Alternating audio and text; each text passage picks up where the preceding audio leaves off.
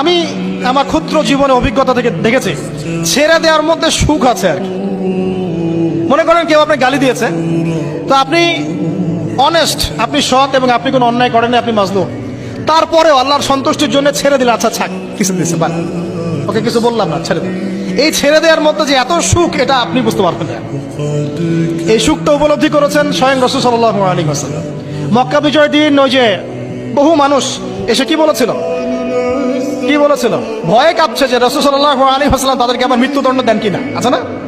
আল্লাহ নবী বললেন যে লা তাসরিবা আলাইকুমুল ইয়াউমা, তোমাদের উপর আজকে আমার কোনো অভিযোগ নাই, ওয়া আনতুমুত তুলাকা, তোমরা মুক্ত, যাও, ছেড়ে দিল। এটা শান্তি। ইউসুফ আলাইহিস সালামের ভাইরা কুয়াতে ফেলে দিয়েছিল না, সেখান থেকে মিশরের বাজারে, সেখান থেকে রাজপ্রাসাদে, সেখান থেকে জেলখানায়, জেলখানা থেকে রাষ্ট্র ক্ষমতায়। কি লাইফ, ট্র্যাজেডি, লাইফের ট্র্যাজেডি দেখেছেন? এখন ইউসুফ আলাইহিস সালাম যখন শেষে ভাইদেরকে চিনলেন, তিনি কি ভাইদের প্রতি প্রতিশোধ নিয়েছেন? বলেছেন যাও, মাফ করে দিলাম, ছেড়ে। এটাই শান্তি। আল্লাহর জন্য ত্যাগের মহিমার মধ্যে শান্তি আছে। আল্লাহ পাক আমাদেরকে ত্যাগ করার তৌফিক দান। তাই বলে সব জায়গায় আবার ত্যাগ করা যাবে না, এটাও মাথায় রাখতে হবে।